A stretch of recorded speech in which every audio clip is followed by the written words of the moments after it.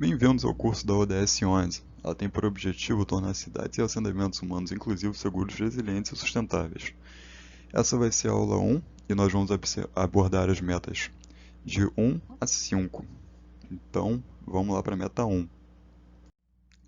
A meta 11.1 tem por objetivo garantir o acesso de todos à habitação segura, adequada e a preço acessível, e aos serviços básicos. E, além disso, também urbanizar as favelas, levar o saneamento básico para essa região. Agora, por que a meta foi criada? Ao decorrer do século, é observado um crescente movimento migratório da população do interior para as capitais. Porém, como a realidade socioeconômica entre as duas regiões são totalmente diferentes, ocorre também o crescimento dos assentamentos precários, principalmente nas comunidades, onde a população vive, em sua maioria, em situação econômica vulnerável e sem acesso a transporte, saneamento básico e serviços de saúde de qualidade, itens essenciais para que cada ser humano possa exercer sua cidadania livremente. O indicador de que um país está cumprindo a meta, de que está realmente melhorando, é a proporção de população urbana vivendo em assentamentos precários, assentamentos informais ou domicílios inadequados. Então, quanto menos pessoas vivendo nesses tipos de assentamentos, mais nós sabemos que o país está cumprindo a meta e que está progredindo no seu desenvolvimento. Falando um pouco agora da meta 11.2, ela tem por objetivo melhorar a segurança viária e o acesso à cidade por meio de sistemas de mobilidade urbana mais sustentáveis, inclusivos, eficientes e justos, priorizando o transporte público de massa e o transporte ativo, com especial atenção para as necessidades das pessoas em situação de vulnerabilidade, como aquelas com deficiência e com mobilidade reduzida, mulheres, crianças e pessoas idosas. Agora, por que a meta foi criada? O crescimento populacional exponencial das últimas décadas gerou um cenário caótico em relação à mobilidade urbana no país, de forma que a modernização e a difusão do transporte público não ocorre de forma igualitária nem eficaz no país, criando áreas com acesso extremamente difícil e gerando problemas tanto no desenvolvimento socioeconômico quanto na qualidade de vida dos moradores. A maioria dos meios de acesso a essas áreas é complexo e envolve falta de segurança ou custo muito alto, tornando, na maioria das vezes, impossível acessar. Algumas ações têm sido tomadas para o cumprimento dessa meta. A OMS, em 2017, publicou um programa onde oferece diversas medidas técnicas para ajudar os países no desenvolvimento da meta 11.2, baseada em 6 eixos fundamentais: a gestão da velocidade, a liderança na segurança do trânsito, a concepção e a melhoria da infraestrutura, as normas de segurança veicular, o cumprimento das leis de trânsito e a sobrevivência pós-acidente. Visto que hoje vivemos em um país que utiliza as rodovias como principal sistema de transporte devido à grande extensão de território coberto por estradas e rodovias que cortam áreas urbanas e rurais, vemos uma grande quantidade de automóveis de diversos tipos circulando diariamente. Quantidade essa que a infraestrutura de algumas cidades não comporta por não ter sido desenvolvida juntamente com o seu crescimento, causando engarrafamentos enormes, aumento no número de acidentes envolvendo pedestres, sucateamento do transporte público como ônibus e vans e a superlotação dos mesmos. Em tempos de pandemia, como vivemos hoje, a maioria das grandes cidades não conseguiu evitar a lotação dos transportes públicos, mesmo com as medidas restritivas que mantêm parte da população em casa. Isso provoca que não há hoje como as cidades proporcionarem segurança e acessibilidade no transporte público aos moradores, principalmente os que se encontram em situação vulnerável de saúde e integridade.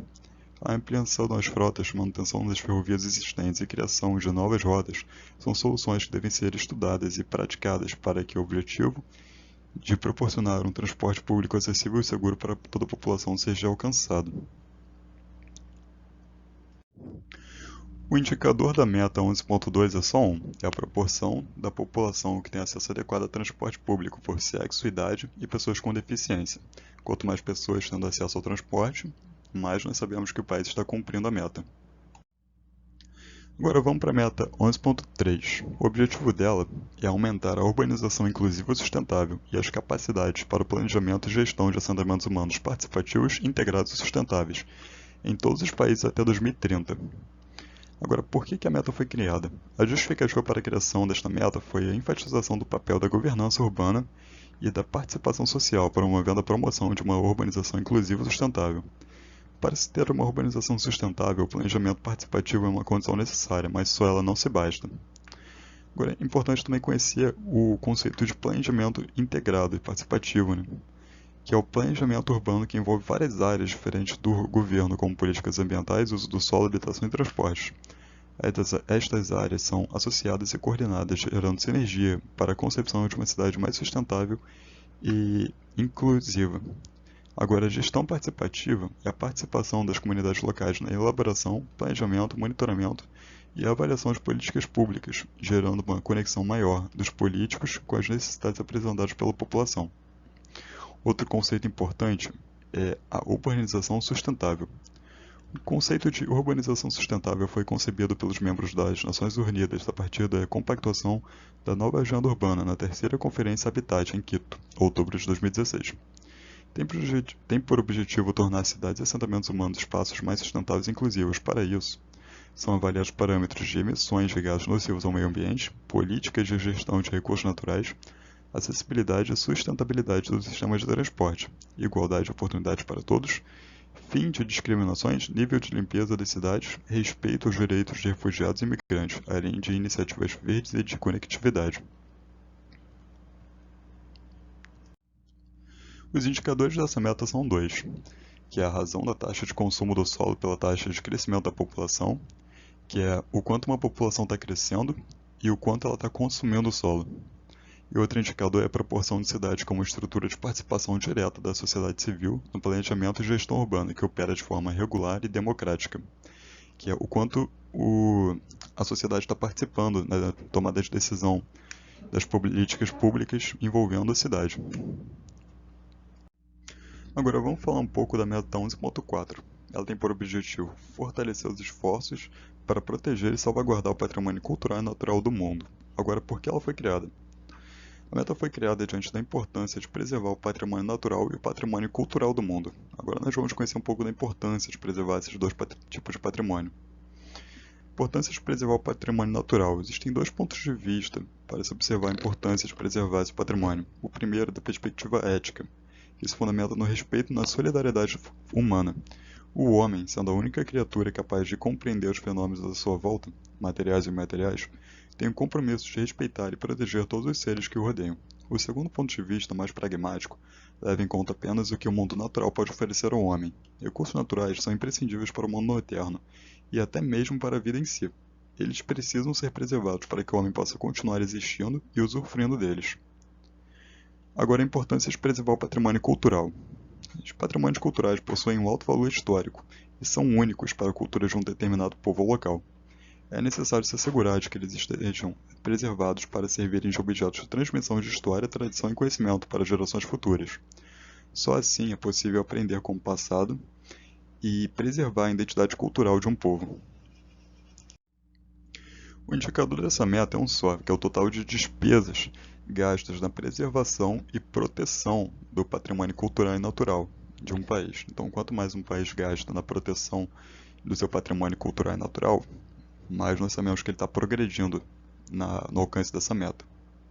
Agora, falando um pouco da meta 11.5, o objetivo dela é até 2030 reduzir significativamente o número de mortes e o número de pessoas afetadas por catástrofes e substancialmente diminuir as perdas econômicas diretas causadas pelas catástrofes em relação ao produto interno bruto global, incluindo os desastres relacionados à água, com foco em proteger os pobres e as pessoas em situação de vulnerabilidade. Agora, uma das medidas que foram tomadas, uma das iniciativas aqui no Brasil mesmo, são os bueiros inteligentes, que são uma tecnologia que serviu para auxiliar na prevenção de desastres provenientes de chuva forte. Segundo um artigo publicado pela autora Michelle Rangel, os bueiros inteligentes eles utilizam o conceito de internet das coisas para enviar informações para uma central de controle que os monitora em tempo real. Quando o bueiro atinge 70% de sua capacidade de armazenar lixo, ele envia um alerta para a central, que pode enviar uma equipe para fazer a sua drenagem. A cidade de São Paulo já conta com 500 bueiros e houve uma redução de 100% na incidência de alagamentos nos pontos monitorados. Agora vamos para os indicadores dessa meta, que são dois, que é o número de mortes, pessoas desaparecidas e pessoas diretamente afetadas atribuídos a desastres por 100 mil habitantes. Ou seja, quantas pessoas dentro de 100 mil habitantes foram afetadas por desastres, quanto menos pessoas, mais nós sabemos que o país está cumprindo a meta. O outro indicador são as perdas econômicas, causadas diretamente pelos desastres, em relação ao PIB. Então, quanto menos despesa o país gasta para recuperação de áreas, né, que houveram desastres, mais nós sabemos que ele também está conseguindo cumprir a meta. E esse foi o fim da aula 1. Aqui nós temos algumas referências e o e-book da disciplina vai estar disponível na descrição. Muito obrigado pela atenção, até o próximo vídeo, que vai ser a aula 2.